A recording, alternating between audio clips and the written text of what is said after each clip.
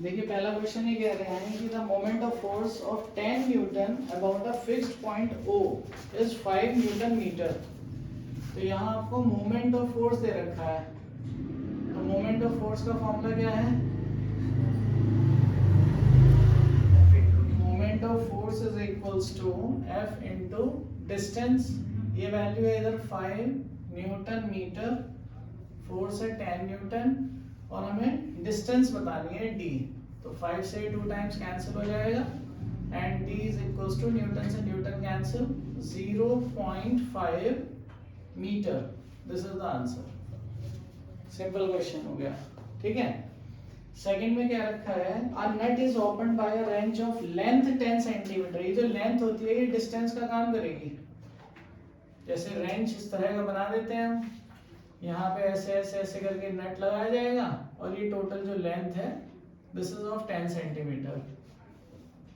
अब इन्होंने क्वेश्चन में कहा है कि 5 if the least force required is 5 Newton. Minimum least force word important है यहाँ पे। जब मिनिमम फोर्स की बात आती है तो मैक्सिमम डिस्टेंस पे लगाया जाता है, अदरवाइज आप इसको कहीं से पकड़ के भी घुमा सकते थे, ठीक है। तो अगले क्वेश्चन में भी कहीं अगर लीस्ट या मिनिमम फोर्स की बात आएगी तो डिस्टेंस मैक्सिमम रखनी है। तो F, और इन्होंने क्या बता रखा है आपको? F की वैल्यू है 5 newton, 5.0 newton. Moment of force बता दीजिए कितना हो जाएगा? तो moment of force equals to F into distance, this is equals to F into D और ये बनेगा 5.0 इंटू 10 को मीटर में कन्वर्ट करेंगे, that would be 0.5 newton metre, ठीक है। डायरेक्शन यहाँ पे कुछ भी हो सकती है, किधर को भी रोटेट कर सकते हैं, इसलिए लिखी नहीं गई है। कहीं से भी पकड़ के किधर को भी घुमा सकते हैं। फिर इन्होंने क्वेश्चन नंबर 3 में जो डायग्राम बना के आपको दिया है, इसमें this is point O, this is point A, this is point B and this is F is equals to 2 Newton. There is a wheel of diameter 2 meter. जो व्हील का डायमीटर है टोटल 2 मीटर है, तो radius हो जाएगी 1 metre. Force of 2 Newton ऐसा दिखा रखा है applied at B in the direction as shown. Moment of force about the centre O। जब सेंटर O के बारे में बात कर रहे हैं तो आपको डिस्टेंस O से B तक की लेनी पड़ेगी। So moment about O is equals to F into OB। तो फोर्स है आपके पास 2 न्यूटन और डिस्टेंस है 1 metre, that is 2 newton metre. और ये इसको इधर को ऐसे घुमाने की कोशिश करेगा और ये डायरेक्शन है क्लॉकवाइज, तो यहाँ साथ में लिख देंगे क्लॉकवाइज डायरेक्शन होगी। फिर इन्होंने कहा था पॉइंट A के अबाउट भी बता दीजिए।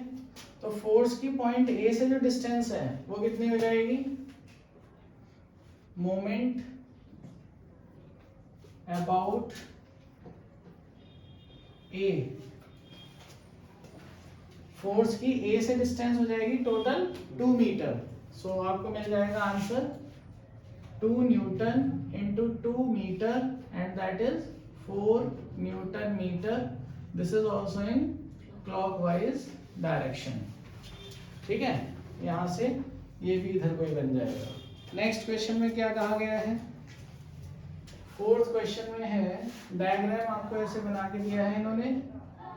This is the pivoted point. A point पर F1 फोर्स लगाया है 5 न्यूटन एट 2 मीटर डिस्टेंस और B पॉइंट पर F2 फोर्स लगाया है 3 न्यूटन एट 4 मीटर डिस्टेंस, ठीक है। Moment of F1 about O, F1 का O के अबाउट, तो F1 की तरफ से O को ऐसे एरो बना दीजिए बस आप, तो डायरेक्शन पता चल जाएगी और मोमेंट कितना आ जाएगा?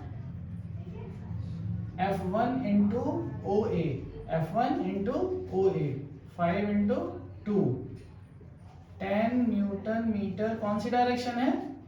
Anti clockwise. पॉजिटिव होता है एंटी क्लॉकवाइज। सेकंड पार्ट में क्या है, मोमेंट ऑफ F2, F2 का O के अबाउट, तो F2 से O की तरफ कोई ऐसे एरो आ जाएगा. So this moment is F2 multiplied by OB. So 3 multiplied by 4 is 12 newton metre. This is clockwise. ये वाला मूवमेंट एंटी क्लॉकवाइज है, ये वाला क्लॉकवाइज है. नेट मूवमेंट निकालने के लिए प्लस माइनस से सॉल्व कर देंगे, अलजेब्रिकली इनका सम कर देंगे.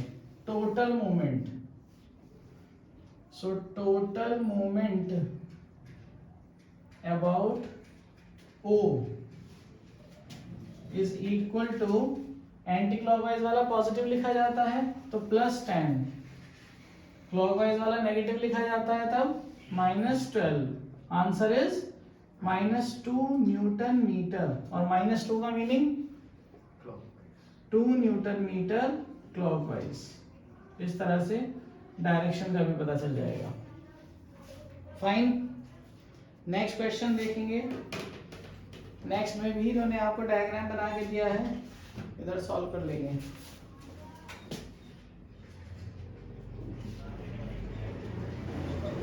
ये एक बार है, there is point O. A point पर 10 न्यूटन का फोर्स और B पॉइंट पर 10 न्यूटन का फोर्स.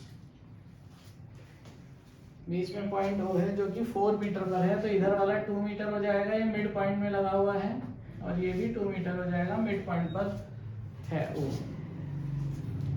क्वेश्चन में कहा है magnitude of resultant moment of forces बता दीजिए about point O. Resultant moment, तो देखिए ये वाला जो 10 है, ये वाला पाइवोटेड पॉइंट है, इधर से इधर की तरफ ये एरो आ जाएगा. कौन सी डायरेक्शन हुई? क्लॉकवाइज. ये वाले 10 से इधर को एंटी क्लॉक, ये भी क्लॉकवाइज है, दोनों क्लॉकवाइज है. तो इसका मूवमेंट और इसका मूवमेंट ऐड कर देंगे और टोटल आंसर आ जाएगा. दोनों सेम डायरेक्शन वाले हैं. सो पहले वाले का मूवमेंट कितना आएगा? मूवमेंट, ये भी 10 न्यूटन, ये भी 10 न्यूटन है, तो टोटल लिख देते हैं. Total movement equals to 10 into 2 plus 10 into 2, 20 plus 20 that is 40 newton metre. किधर को? क्लॉकवाइज. इसको आप ऐसे भी कर सकते थे, ये कपल ऑफ फोर्स भी है, क्योंकि यहाँ पर क्या दिखाई दे रहे हैं? 2 इक्वल ऑपोजिट डायरेक्शन में लगने वाले और पैरेलल फोर्सेस. तो इसका ये दोनों मिल करके एक ही डायरेक्शन में बॉडी को रोटेट करने की कोशिश करते हैं, और उसको हम कहते हैं कपल ऑफ फोर्स, जिसकी value magnitude of force into couple arm. So 10 into 4 करके डायरेक्टली 40 आ जाता. उस तरह से भी सॉल्व कर सकते थे, लेकिन कंडीशन क्या है याद रखनी है? 2 equal opposite and parallel forces होने चाहिए, और दोनों अलग अलग जगह पे एक्ट करने चाहिए. एक ही पॉइंट पे एक्ट करेंगे तो नेट वैल्यू 0 हो जाएगी. ठीक है, कोई आउटपुट नहीं आएगा. नेक्स्ट वाले फिगर में आपको दे रखे हैं इन्होंने, this is point A, F is equals to 10 Newton, point O, this is point B, F equals to 10 Newton. Total distance is 50 centimeter. This figure shows two forces each of magnitude 10 Newton acting at points A and B, separation 50 centimeter in opposite directions. Resultant moment about A, B and O. पहले निकालना है A के about resultant movement first part में. ठीक है, पहला वाला जो फोर्स है ये खुद A पॉइंट से पास होके जा रहा है, तो इस फोर्स की A पॉइंट से डिस्टेंस 0, तो F1 का मूवमेंट 0. दूसरा वाला जो फोर्स है ये कितनी दूर है, ये से 50 सेंटीमीटर दूर है, तो आप ऐसे लिख सकते हैं moment of force passing through A या acting at A, passing through A about point A is equal to 0। जो ए पर लग रहा है और ए के अबाउट मोमेंट चाहिए तो वो 0 हो जाएगा। Then moment of force passing through B about point A, इस वाले फोर्स का ए के अबाउट मोमेंट, तो यहां से इसकी डिस्टेंस कितनी है 50 centimetre. So 10 newton multiplied by 50 upon 100 that is equal to 5 newton metre and clockwise direction है। So total movement about A, total movement about A equals to 0 plus 5, that is 5 Newton meter clockwise. Got it? Same बिल्कुल B वाले के लिए करेंगे आप।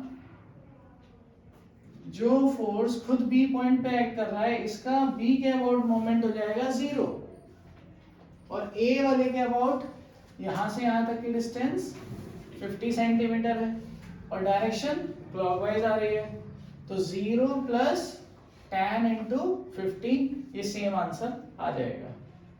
Is it okay? तो हम लिखेंगे total movement about point B is equal to 5 newton metre clockwise direction. Third part में कहा है पॉइंट ओ के अबाउट बता दीजिए। ओ के अबाउट, ओ मिड पॉइंट है तो ये डिस्टेंस 25 सेंटीमीटर है और इधर से भी डिस्टेंस 25 सेंटीमीटर है। ए की डायरेक्शन से ओ की तरफ ऐसा एरो बनेगा क्लॉकवाइज और बी से ओ की तरफ ये भी clockwise.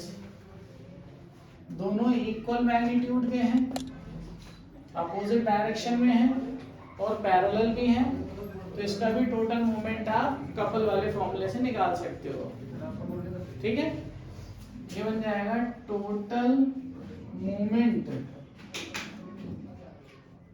About O equals to, या तो दोनों को अलग अलग करके ऐड कर लो या फिर एक साथ भी निकाल सकते हो। कितना हो जाएगा अलग अलग में, कितना हो जाएगा 10 newton into 25 upon 100 metre plus 10 newton 25 upon 100 metre. Is that clear? 25 से 4 टाइम्स कैंसिल और 25 से 4 टाइम्स ये भी cancel, so this becomes 4 2s are 8 and 4 5s are 20। 2.5 newton metre plus 2.5 newton metre, answer is 5 newton metre in clockwise direction. कोई problem? ठीक है, next question. एक steering wheel जिसका डायमीटर 0.5 मीटर है, it is rotated anti clockwise by applying 2 forces each of magnitude 5 newton. Steering wheel बनाना है, इस तरह का स्टीयरिंग व्हील होगा कोई,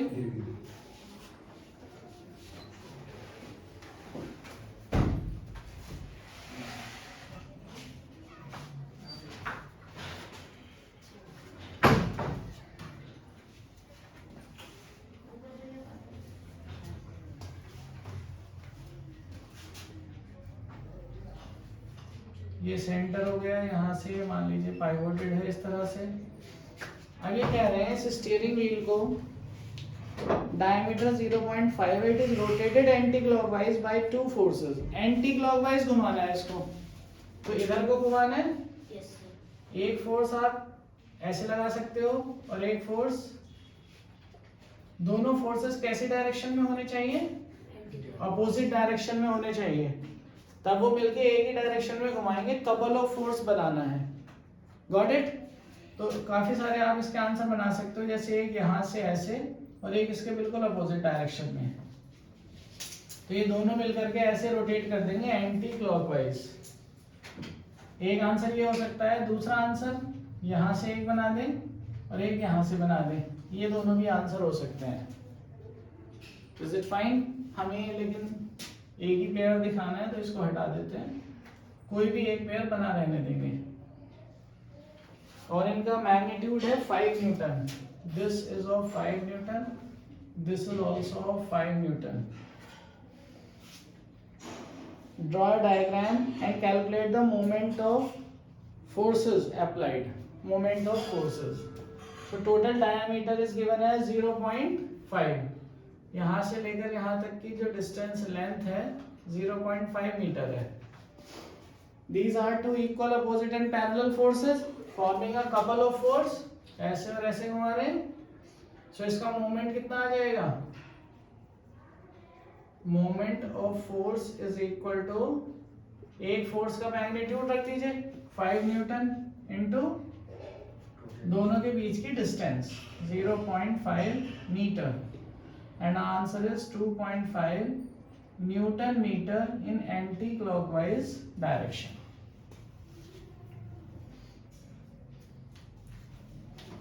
question number 8. A uniform meter rule is pivoted at its midpoint. Uniform meter rule. Meter rule वाले question काफी important है आपके लिए। Pivoted at the midpoint, तो एक 0 मार्क लगाते हैं और एक लगाते हैं 100 वाला मार्क, और ये वाला है 50 वाला मार्क जहां पर ये पाइवोट किया गया है।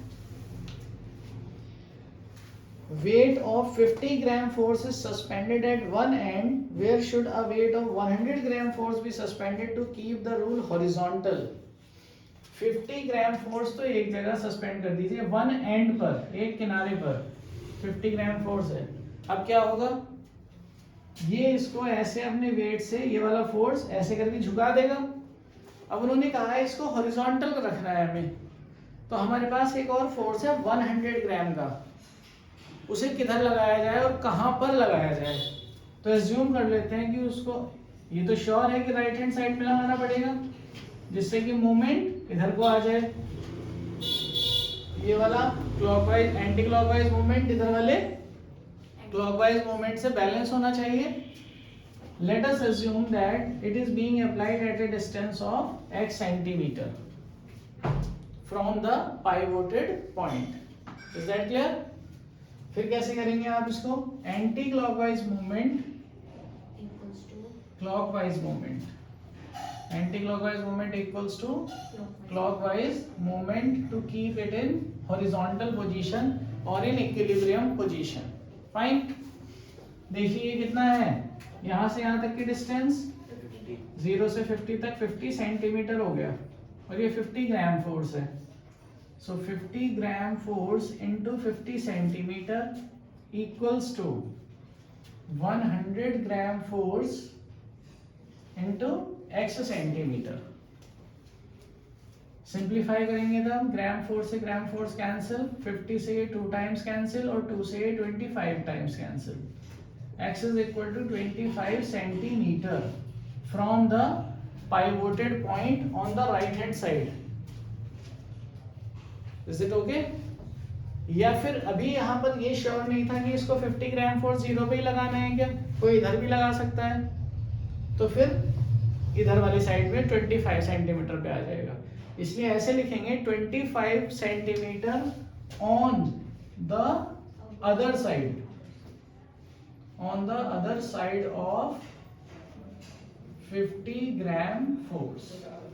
जिधर भी ये लगा हुआ है उसके दूसरी तरफ 25 सेंटीमीटर पर की डिस्टेंस पर अप्लाई कर दीजिए। नेक्स्ट क्वेश्चन देख लेंगे 9th। एक uniform metre rule balances horizontally on a knife edge placed at the 58 centimetre mark. Uniform metre rule है, 0 100 तक होगा। अब की बार इन्होंने 58 वाले मार्क पर इसको बैलेंस किया है, फलक्रम आपका 58 पर है। Then a uniform meter rule balances। अभी देखिए क्या, अगर हम इसको ऐसे रखेंगे तो क्या ये बैलेंस हो पाएगा? नहीं हो पाएगा। किसकी वजह से? किसकी वजह से? सेंटर ऑफ ग्रेविटी नहीं सर इधर का due to its own weight, इसका अपना भी वेट होगा ना मीटर रूल का, और इसका अपना वेट कहां पर एक्ट करेगा? सेंटर ऑफ ग्रेविटी पर। और मीटर रूल का सेंटर ऑफ ग्रेविटी कहां पर होता है? 50 सेंटीमीटर मार्क पर होता है। इट मींस दैट 50 सेंटीमीटर वाले मार्क पर आपको बनाना ही है weight of the ruler. Is it clear? और वेट ऑफ द रूलर बना करके देखिए आप, यहां कहीं 50 वाला मार्क होगा और यहां लिख देंगे W। ये 50 ये फोर्स हो गया और ये पाइवोटेड पॉइंट, तो ऐसे करके इधर को झुका देगा इसे, तो ये ऐसे हॉरिजॉन्टली रेस्ट में नहीं रह सकता। ठीक,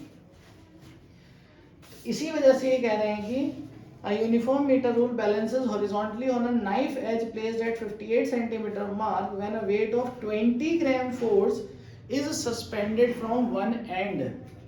अब क्योंकि ऐसा करने पर ये अपने वेट की वजह से झुक जाता था, तो इसको हॉरिजॉन्टल करने के लिए एक 20 ग्राम फोर्स का वेट कहां पर लगाया गया?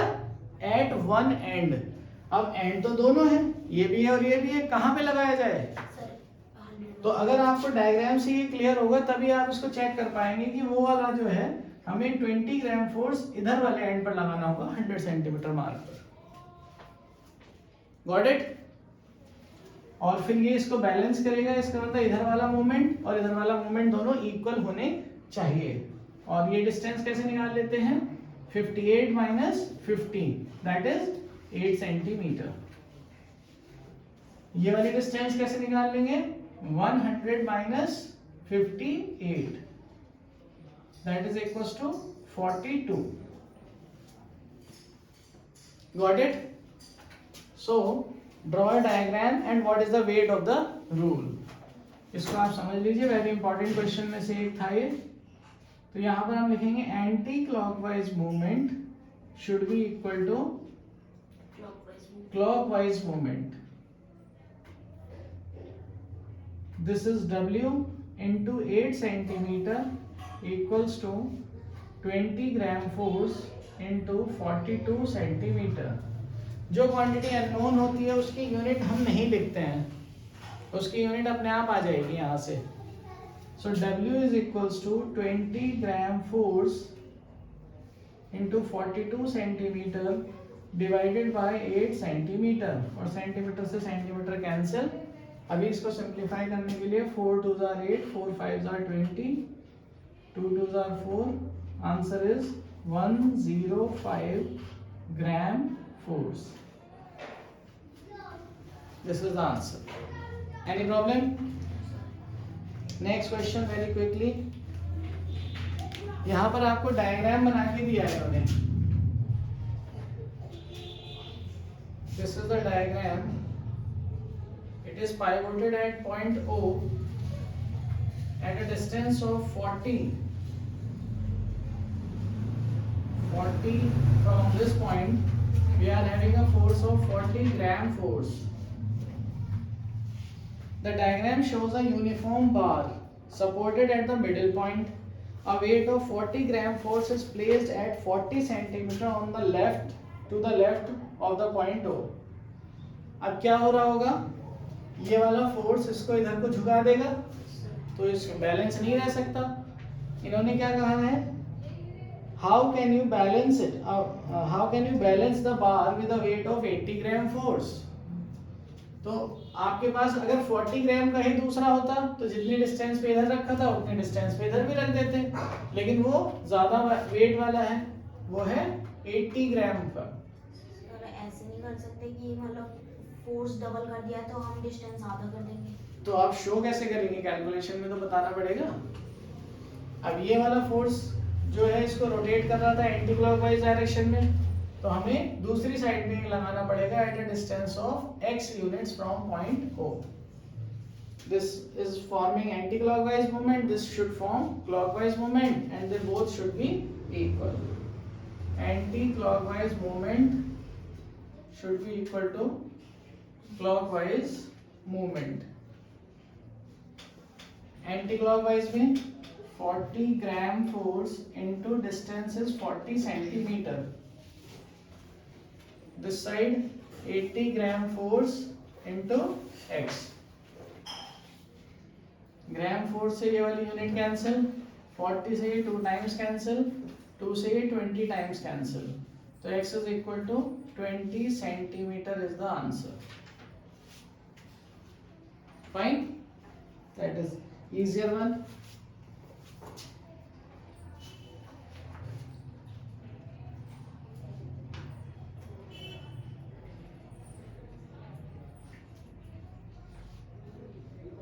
एक क्वेश्चन नंबर 12 देखते हैं. अब when a boy weighing 20 kg sits at one end of 4 meter long seesaw. This is 4 meter long seesaw. और सीसो जो होता है वो बिल्कुल मिड पॉइंट पर फलक्रम होता है उसका. Boy weighing 20 kg seats eight one and. तो एक बॉय है जो कहाँ बैठ रहे हैं, एक किनारे पर, और इनका वेट है 20 kg. It means that 2 metre की डिस्टेंस पर ये बैठे हैं फलक्रम से. It gets depressed. तो ये डिप्रेस हो जाएगा, इधर को झुक जाएगा वेट की वजह से. Then how can it be brought to the horizontal position by a man weighing 40 kg? तो एक मैन को कहां पर बैठ जाना चाहिए कि ये फिर हॉरिजॉन्टल हो जाए. तो इधर की साइड कहीं बैठना पड़ेगा, ये तो श्योर है. डिस्टेंस का हम पता लगा लेंगे एट अ डिस्टेंस x. तो एग्जैक्टली सेम मैनर में सॉल्व करेंगे. Anti clockwise movement equals to clockwise movement 20 kgf into 2 metre is equal to 40 kgf into x. 20 से ये 2 टाइम्स कैंसिल और 2 से ये 1 time cancel. x is equal to 1 metre. फिर answer क्या लिखेंगे? At a distance of 1 metre on the other side of the child. Got it? So आज इतना ही करते हैं. Rest tomorrow.